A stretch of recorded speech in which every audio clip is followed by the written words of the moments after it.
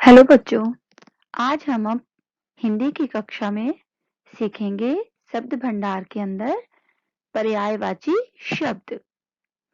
शब्द भंडार का मतलब है बच्चों कि पर्यायवाची, वाक्यांश, विलोम, वचन ये सब कुछ आपकी हिंदी व्याकरण के अंतर्गत आता है, इसलिए हम इसे कहते हैं शब्द भंडार। तो शब्द भंडार में हम सबसे पहला शब्द सीखेंगे पर्यायवाची शब्द, इसकी परिभाषा सीखेंगे और पर्यायवाची शब्द किन्हें कहते हैं इसके विषय में हम जानेंगे। परिभाषा: समान अर्थ प्रकट करने वाले शब्द समानार्थी या पर्यायवाची शब्द कहलाते हैं। बच्चों, पर्यायवाची का अर्थ है समान अर्थ, जो कि अलग अलग बोलने में अलग अलग होंगे लेकिन जो उनका अर्थ होगा वो एक ही जैसा होगा। तो जो शब्द समान अर्थ रखते हैं उन्हें हम पर्यायवाची शब्द कहते हैं। इसके उदाहरण को हम आगे देखेंगे।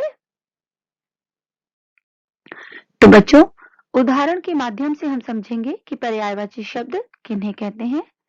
तो यहाँ पर आप पहली तस्वीर में देखेंगे, ये तस्वीर में कौन बने हैं? सभी बच्चे जानते हैं ये हैं गणेश जी। इनको हम गणेश जी के नाम से जानते हैं, लेकिन इनके और भी अलग अलग नाम हैं। तो जैसे हम इनको गणपति भी बुलाते हैं, लंबोदर भी बुलाते हैं, गजानन भी कहते हैं और विनायक भी कहते हैं। तो बच्चों, ना है तो एक गणेश जी, लेकिन इनके भिन्न भिन्न नाम हैं। तो इन भिन्न भिन्न शब्दों को हम पर्यायवाची शब्द कहते हैं, क्योंकि ये समान अर्थ रखते हैं। इनका अर्थ एक ही है, चाहे आप विनायक बुलाएं, चाहे आप गणपति जी बोले, चाहे आप लंबोदर बोले या आप गजानन बोले, लेकिन इनका अर्थ एक ही है। उसी प्रकार से बच्चों, ये तस्वीर देख रहे हैं आप, ये किसकी तस्वीर है? घोड़ा। ये घोड़ा है।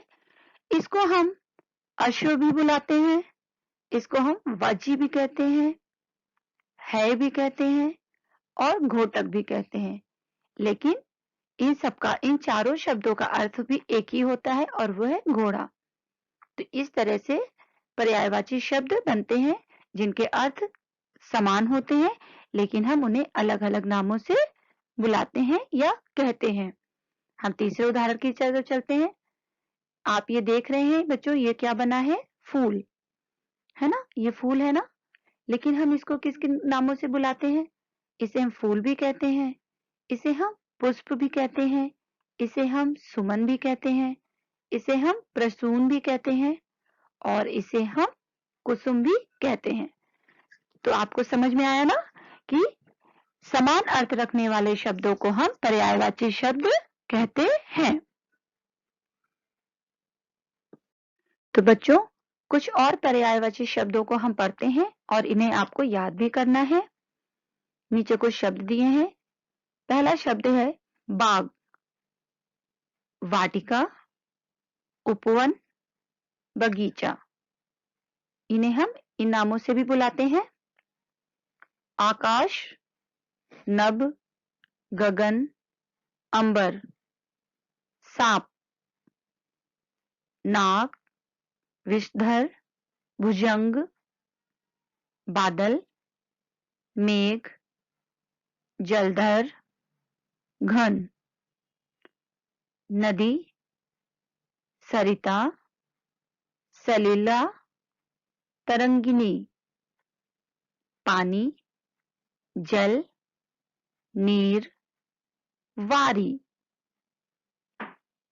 रात, रात को भी हम बच्चों कई नामों से बुलाते हैं। निशा, रात्रि, रजनी। जंगल, जंगल को हम बुलाते हैं वन, कानन, विपिन। हवा, वायु, पवन, समीर। आंख, आंख को भी विभिन्न नामों से बुलाया जाता है, जैसे हम कहते हैं नयन, लोचन, नेत्र। पहाड़, गिरि, शैल, पर्वत। धरती, भू, भूमि, पृथ्वी।